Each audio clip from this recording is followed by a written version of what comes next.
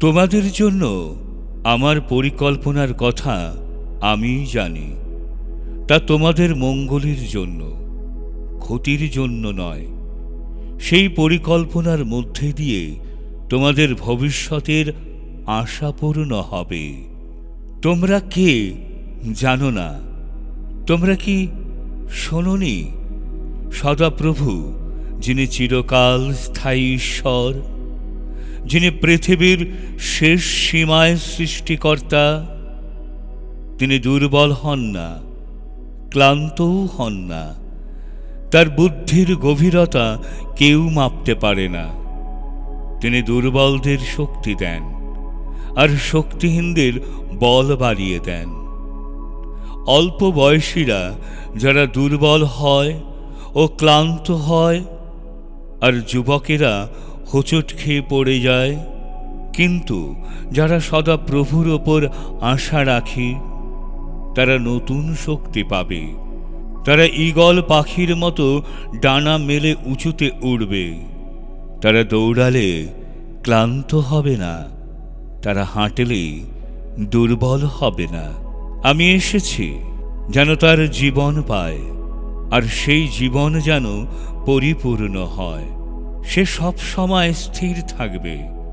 ঈশ্বর ভক্ত লোককে মানুষ চিরকাল মনে রাখবে। অমঙ্গলের সংবাদেও সে ভয় পাবে না। তার অন্তর স্থির, আর সে সদা প্রভুর ওপর নির্ভর করে। তোমরা সমস্ত অন্তর দিয়ে সদা প্রভুর ওপর নির্ভর করো। তোমার নিজের বিচার বুদ্ধির ওপর ভরসা করো না। তোমার সমস্ত চলবার পথে তাকে সামনে রাখো।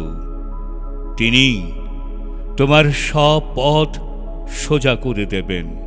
খ্রিস্ট যে শান্তি দেন, সেই শান্তি তোমাদের অন্তরে থেকে তোমাদের পরিচালনা করুক। শান্তিতে থাকবার জন্য তো তোমাদের সবাইকে এক দেহ হিসাবে ডাকা হয়েছে। তোমরা কৃতজ্ঞ থাকো। আমি তোমাদের জন্য শান্তি রেখে যাচ্ছি। আমারই শান্তি আমি তোমাদের দিচ্ছি। জগৎ যেভাবে দেয় আমি সেইভাবে দিই না।